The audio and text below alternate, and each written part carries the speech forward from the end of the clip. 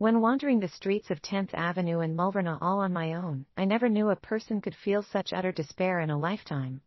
Just like an idiot, I was played by Spencer Jacobson. I was lost and didn't know what to do. My phone still showed the text message that he had just sent me. It read, "Bindi, there are some urgent work matters I need to attend to. I'm leaving ahead of time." The stark contrast between his message and Natalia Sar's latest Facebook update was simply absurd. In the photograph, Spencer, who was always reserved when he was with me, was feeding her ice cream in such a loving manner. The person who truly cares for you will always think about you, even if they went to the ends of the earth. To make matters worse, her best friends left warm comments at the bottom of the post. "May your love last forever." One read. "Some woman still failed to keep Spence by her side even after giving birth." What a joke. I had been hearing such sarcastic remarks for the last 5 years. Mulverna's winds were bitingly cold. I sniffled as my hands trembled from the cold. In contrast, the people in the photograph were enjoying a romantic and blissful moment in the warmth of summer. I smiled as I typed a comment. "In that case, I'll leave Spencer to care about you forever." Spencer, I would be the one leaving you this time. The weather was freezing, and the network in the airport wasn't working well. My flight had been delayed. It had been raining the entire night and my cell phone was running out of juice. By the time I finally bought my flight tickets, my phone had died altogether. I couldn't help but sneer. Was I anticipating Spencer to send me a text message or call me when he read the comment I left? I had been standing stiffly at one end of 10th Avenue, staring at my phone for 2 hours. Those sincere words of support and blessings meant for him and Natalia stung my eyes. I felt like I could see those people staring at me mockingly. I could no longer hold myself back the moment I tasted the saltiness of my tears that flowed into my mouth. I dashed into the toilet at the airport and started bawling. There were many passengers around, rushing for their night flights. The people around me looked at me with strange gazes as they walked past me. Just like how Spencer used to look at me, those people stared at me with looks of pity and disgust. I was still physically weak as I had just given birth. After standing in the wind for 4 hours without having a bite to eat or a drop of water to drink, I was spent. Someone next to me asked in broken Slonian, my mother language, "Excuse me, ma'am. Do you need help?" The kindness in this stranger's voice made me feel even more miserable because Spencer had never shown such mundane concern toward me. In my mind, I seemed to be able to see my pitiful self begging him to come home to me. He, on the other hand, kept me waiting at home as if I were a pet. He'd even told me to stop being so cheap. He was right. To him, I was in the wrong even when all I did was breathe. So, why should I stay alive? I closed my eyes in despair. Due to being anemic and in deep anguish, I found myself going into shock at the airport. When I came to, the staff members at the airport had sent me to the hospital. The doctor who attended to me was a male, Slonian doctor. I finally managed to borrow someone's phone.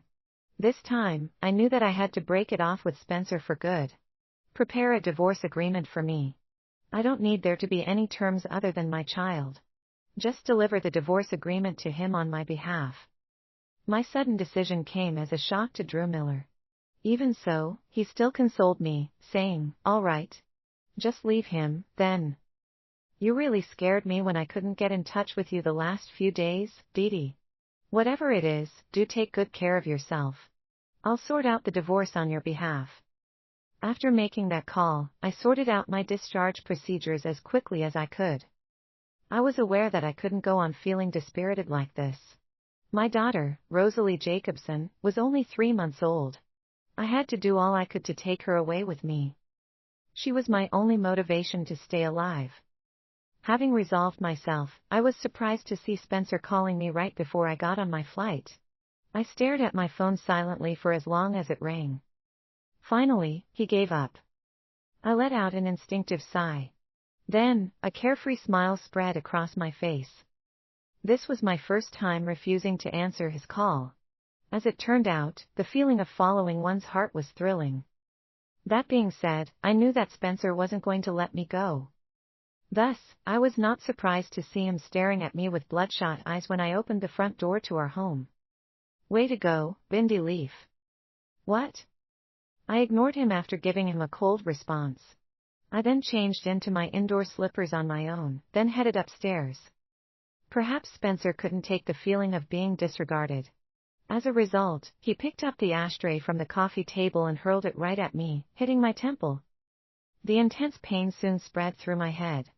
But all I could think of in such a situation was not wanting to scare Rosalie if I went upstairs like this. Spencer probably hadn't expected to have such great aim. The slight panic in his voice was audible. Dee, are you all right? I didn't do that on purpose. I was just a little agitated. I'll get the first aid kit for you. I burst out laughing at Spencer's words. The first aid kit? Do you even know where it's kept in the house? How many times have you actually come back home? His focus had always been on Natalia. I was surprised that he showed such concern toward me today. I retrieved the first aid kit from the storage room, then put some bandages around my head. After that, I went upstairs without a word. Spencer did not say anything else but simply tagged along with me in silence. My baby was playing with her own toys in the nursery. Suddenly, sorrow flooded into my heart. She was still so young, but she had to live with the truth that her parents were going to be divorced. I watched over Rosalie until she fell asleep before stepping out of the room quietly. I lifted my eyes slightly. In a slightly impatient tone, I asked Spencer, "Did you have any comments about the divorce agreement?" All of a sudden, Spencer's eyes turned red. "What are you trying to do? We've been married for 5 years, yet you're doing something like this now. Bindi, you're not a child. I've had enough of your unreasonable behavior since 5 years ago. When can you be more mature, just like Natalia?" Natalia this, Natalia that. It was that woman again. I couldn't take it any longer and delivered a tight slap to the man who betrayed years of my true feelings for him. "Are you done? Spencer, please also handle your problems like an adult. The divorce agreement I gave you was drafted by my attorney. Why are you bringing Natalia up? Are you asking me to get my attorney to search for evidence of your affair? I've had enough after these few years of being married to you. I don't want my child to suffer under your care in the future. Also, please don't make such a ridiculous fuss before me, all right?"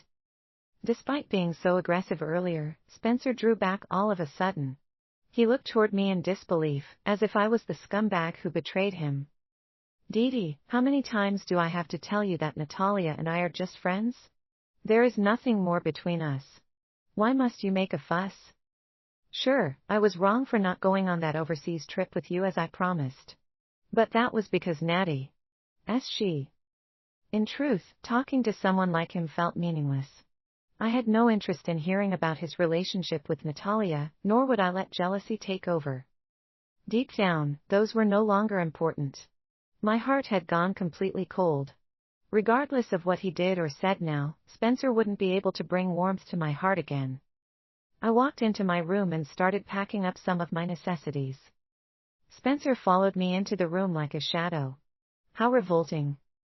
As expected, once he saw what I was doing, he started condemning me just like he used to. "Bindi, I've been too kind to you.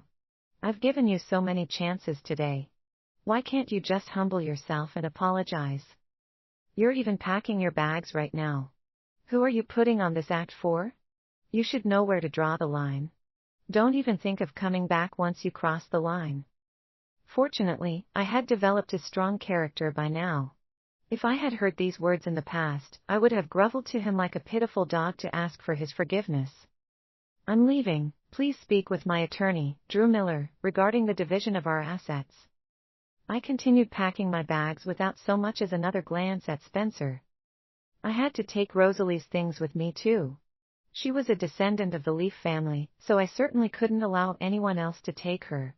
Not even if that person was Spencer, the man I once loved with all my heart. Spencer went out again that night.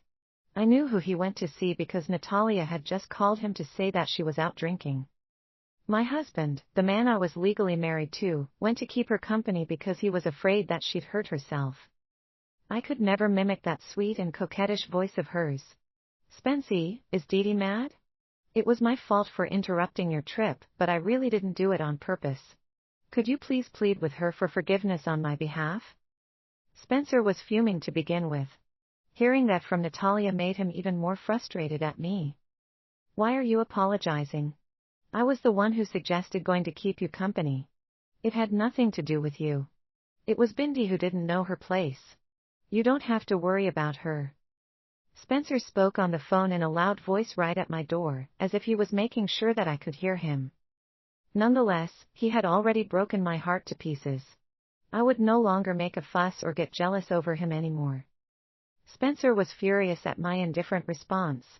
He slammed the front door with all his might when he left. After that, I could finally relax. Having to be around a ticking time bomb like him every day made me tense up mentally, so much so that he was almost driving me insane.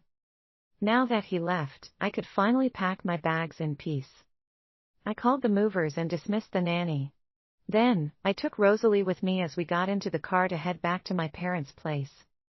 Rosalie giggled as I held her in my arms. It was almost as if she knew that I was the one who loved her the most. Looking at her like that made my heart melt. I signed the divorce agreement before returning it to the same spot on the coffee table. Even though I wanted to send a message to Spencer, I realized that he had blocked my number.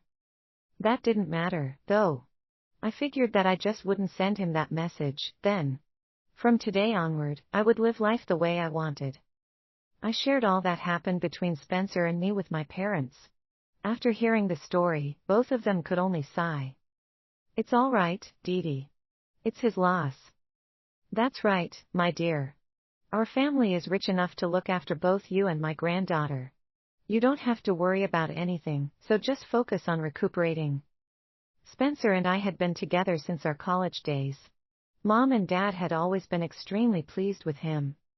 He was intelligent and motivated. More impressively, he started a company of his own at a young age.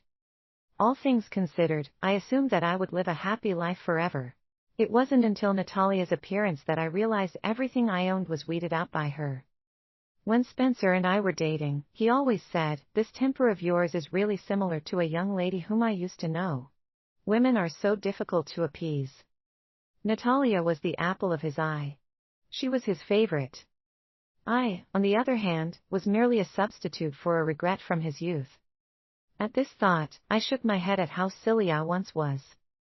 In the past, I was naive enough to think that staying by one's side was the best way to show one's love. Even though he used to have feelings for someone else when he was younger, I thought that I would surely become the most important woman in his life as long as I stayed by his side for long enough. However, I couldn't be more wrong. I never knew how much damage one's first love could bring. The day Natalia returned to the country, Spencer stayed cooped up in his office all alone. He refused to eat, drink, or answer the phone. He made me so worried that I burst into tears at the door of his office building. Yet, in the end, he simply said in a frigid tone, "Don't you think that what you're doing is embarrassing? Save your tears for when you get back home." From that time on, I had a vague feeling that there was still something missing between Spencer and me. The person who was meant to be with you would not give up on you just because of such a small hurdle. For some reason, as if the skies knew how I felt, it started pouring. The rain pitter-pattered against the window and rained down on the walking pedestrians. I was spacing out when a familiar-looking car stopped at the front of my place. Then, a familiar-looking person emerged from the car. I couldn't believe that the person was actually Spencer. He stood outside the fence of the villa, pressing the doorbell repeatedly. But no one opened the door for him no matter how persistent he was in ringing the doorbell. He refused to give up.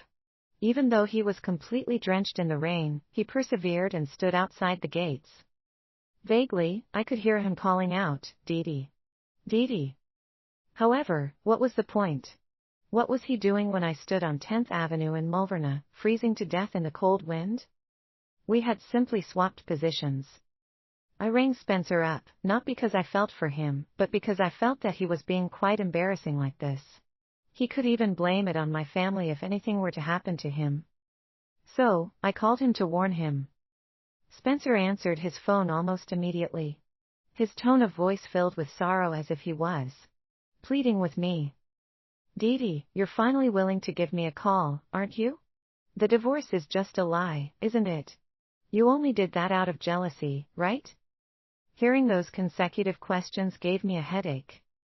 In an impatient tone, I said, I'm just calling to tell you not to embarrass yourself at my family's home. My family will not be responsible if anything happens to you. I've called the cops. I'm just giving you a heads up. Also, let's find time to finalize our divorce when you're free, all right?